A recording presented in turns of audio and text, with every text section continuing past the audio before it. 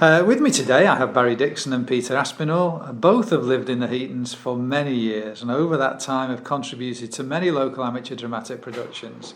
Today they're still involved in acting and production with the Garrick Theatre Company in Stockport. When did you both first get involved in amateur dramatics in the Heatons? Well, I've lived in the Heatons even longer than Barry. As age 3 when I came here in about 1948, 49, and I was a member of the Heaton Moor Methodist Sunday School. And in those days, a lot of drama and productions of various kinds, little shows that we put on. So I can remember from quite an early age being involved in sketches and that sort of thing. But the first play that I remember being involved in at the Methodist Church, the Moor Players as it came to be known, was a play called I'll Get My Man, a sort of farce, now long forgotten, and that was 1970. There are some amazing titles of productions on the piece of paper you've got in front of you. Some quite famous ones, but I'm just looking at some going back to the 1940s, 1950s. Carpet Slippers, one I don't know, The Housemaster, A Roman Holiday, Christ Crucified, 1953. That looks like an interesting production. We've got some photographs of that, in fact. The Painted Sparrows and The Mystery of Green Fingers. Now that's got to be some sort of classic, hasn't it? Or The Mystery at Green Fingers. But they were also quite ambitious, I mean, in 1954 they did Taming of the Shrew. Yeah. 55, She Stoops to Conquer. That's quite an ambitious and production. Inspector Calls, The Ghost Train, all classics. Blithe Spirit, of course. And Barry, you've been involved in amateur dramatics in the Heatons for quite a long time. I remember being in productions with you back in the 70s, but perhaps does it go back further for you? No, not here in the Heatons. I came to Peel. Ruth Morgan asked me would I get involved in all this, and it was great. It was great fun as well. She was head of English. She was head of English at that time, yes. And she was there with us all the time. And then we started doing other stuff, didn't we? The theatre in what's it called? Stockport Garrick. Stockport Garrick. And so we did have good fun. And in fact, he used to spoil some of my acts because he used to come. If ever he was talking to me on stage, he'd say something really nasty. But I can't tell you now what it is. I have no recollection of that at all. What was the reaction of the community to local amateur dramatics? Was it well supported? Oh, it was terrific, back then. Yeah. It was very well supported. The Methodist Church, the Moor Players, we used to run the plays for 4 nights, I think, Wednesday to Saturday. The first night was always given over to patients from Moldeth Home, which at that time was a hospital for hospice, yes. And they used to arrive in all sorts of contraptions, some of them on sort of beds on wheels. And yes, true. That was quite an experience because they had no compunction about calling out and discussing the show amongst themselves, as you were. So you'd hear things, you'd come on stage and you'd hear, he was in the last one, quite distracted, really. I mean, it wouldn't all have been about acting, of course. You must have had to have like a crew of people who were willing to do costume very good crew, and the scenery and the set. Where did these people come from? Well, they just wanted to be part of it, and they were great, weren't they? Yeah, they were.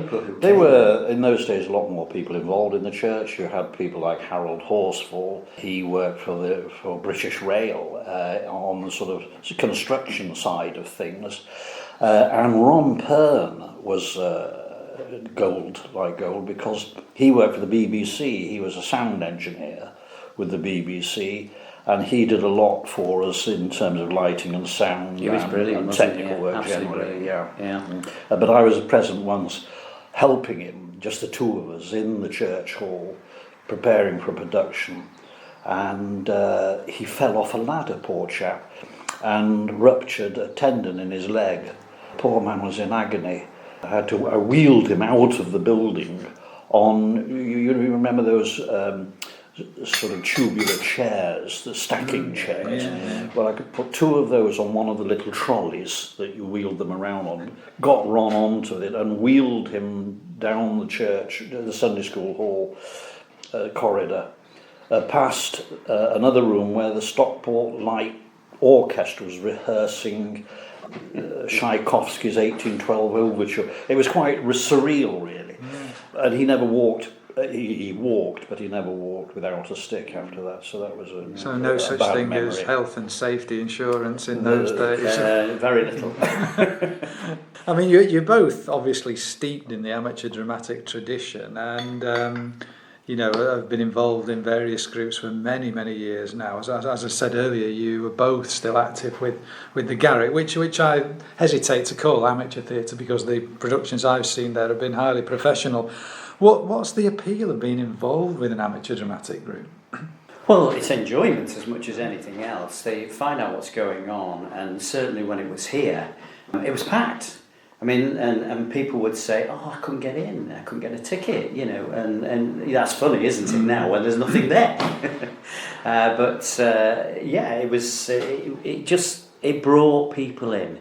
They enjoyed it, an evening, a 4-day week, and this sort of thing we were running, and everybody, well, worked well on it. That's what it was. Julie Collins, I remember Julie. Yeah. sadly now deceased, her father Sid Collins formed the Moor Players, the Heaton Moor Methodist Church Society in 1947, and Julie always told me that it was done.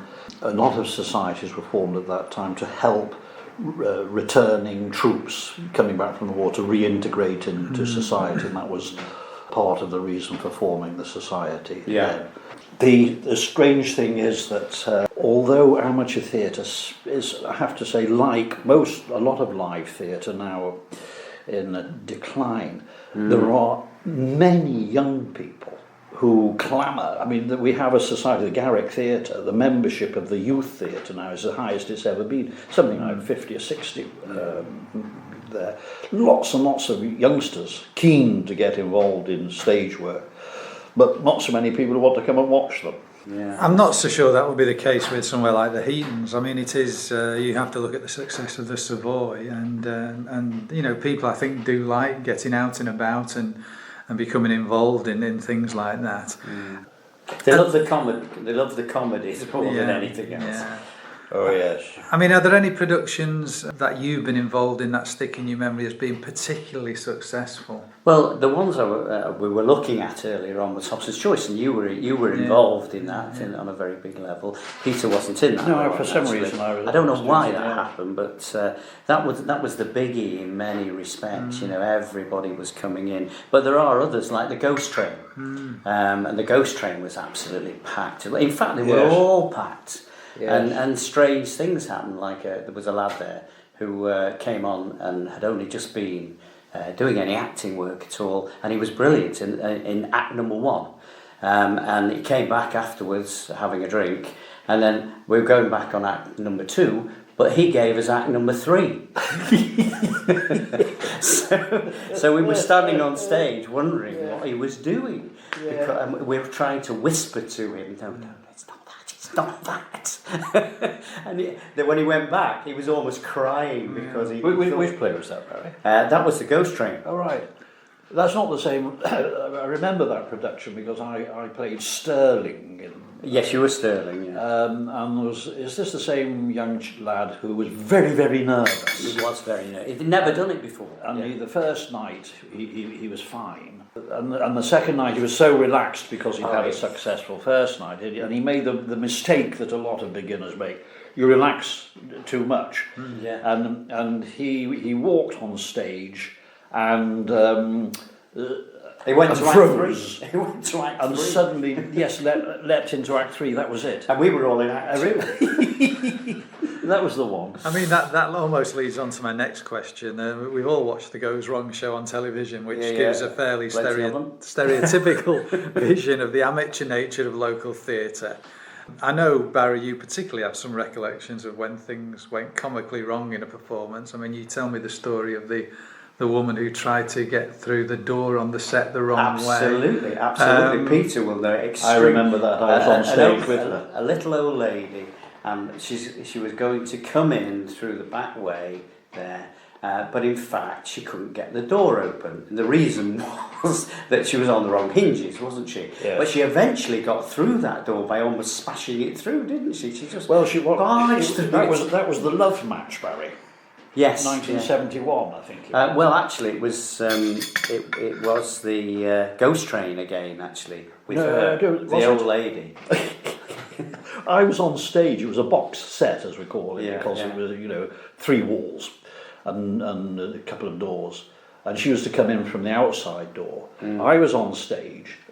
I knew she seemed to have missed her entrance. Yes, she did. But I was facing out to the audience, and I became aware that the wall to the right of me was starting to sort of lean inwards. It was definitely moving. And I thought, what on earth's going on? And it transpired that she was trying to open the door the wrong way. She was so terrified. Yeah. She got through it though, Peter. It was only about 4 inches wide. Yeah. That was one. I'm sure there've been other instances. I mean, I know, Barry, we acted in school productions. Quite a few Peel actually. Moat, Yeah. And we had some fairly hilarious moments. I was off stage once in one show. I can't remember what it was, but the stage at the Methodist Church was, it sort of dropped. It stood about 3 feet off the ground, and it was a sheer drop all round it. And I was standing in the wings. There were steps up onto the stage. I was standing at the bottom of the steps, waiting for my entrance. And Graham Smith was in the show, and he was holding forth in some soliloquy. And again, I think out of nervousness, he was pacing forwards and backwards, and I could see him getting closer and closer to the edge of the stage. And I was ready for him, because eventually, sure enough, he suddenly fell backwards, and I just caught him. It could have been very nasty. Well, we had some nasty moments, didn't we? When we got schools coming to see us during the day. We did. And in the evening. It was going very, very well. You played the part of... It wasn't Frankenstein, was it, you were playing? It was a play called Kidnapped at Christmas by Keith Waterhouse and Willis Hall. It went a bomb, actually, didn't it? And the thing I remember about it, I think, was we had the idea that at the end, because it was the show was being performed at Christmas, we had the idea that we should give the children in the audience snowballs made out of cotton wool to throw at. I remember this very well. To throw at the actors on stage, which they did right at the end of the production. What we didn't realise was they would then invade the stage to try and get the snowballs back. But they weren't snowballs; they were very hard little marble things, weren't they, in little pockets, whatever they're called. Only meant to be thrown once. Only to be thrown once, and they were told that. But they actually invaded me, didn't they? He was laughing his head off behind me. How unprofessional. Yeah, absolutely. He was. I was off stage. And he then said, "No, stay there, stay there." And guess what?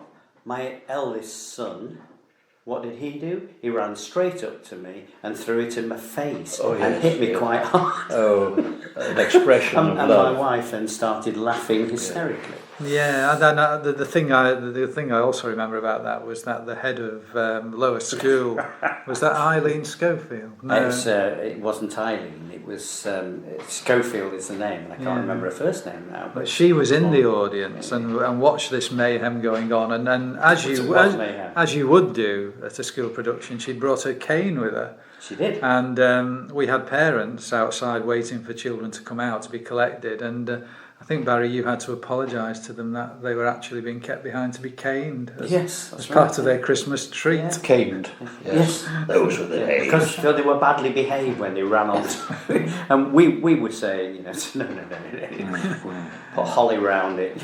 Yeah. I mean, do you think it would ever be possible to re-establish amateur dramatics in the Heatons? Well, what do you think the obstacles would be? Well, I think there's a chance. You won't be able to do it all at once, but I think we know there are one or two things we could use here. The last thing I did at the Methodist Church was the pantomime, but that's you did a couple of those 10, 15 years ago. Yeah, it was very, very popular, very successful. And the minister of the church, Neil Dixon, was very it's proficient, very good yeah. pianist, organist. He did the music direction for that and played the organ for us. And that was a great success. But the difficulty, sadly, so far as church societies is concerned, is that the church membership now has become very elderly and declining, and so it's not out of the membership. It's no longer really possible to put on plays.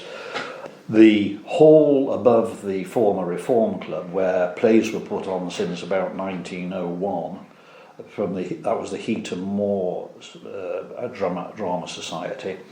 Certainly from 1901, they staged plays in the hall above the Reform Club, and carried on until the 1960s.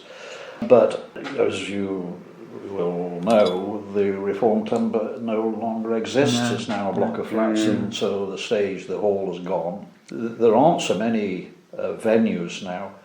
The United Reformed Church had a society, which they had and still have, so far as I know, a stage in their Sunday school church hall. You could stage plays there, but that's now the Coptic Christian Church, no longer the United. No, of course not. Hall. I don't think I'm not sure if they'd be interested in amateur theatre. They're in the Heatons. I can't think of anywhere else where you could stage a play. Well, we know of one that you were talking about where there's a stage.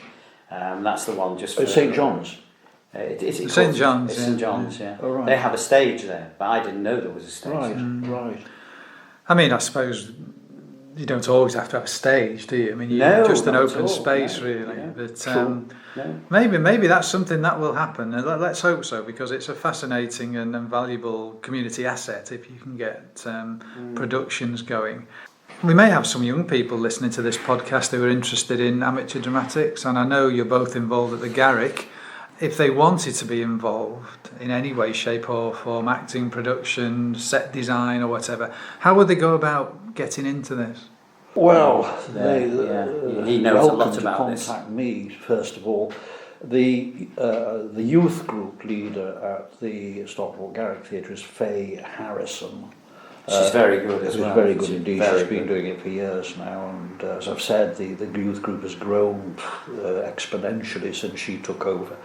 There's no at present. There's no opportunity to become involved in amateur theatre within the precinct of the Heatons that I am aware of. No.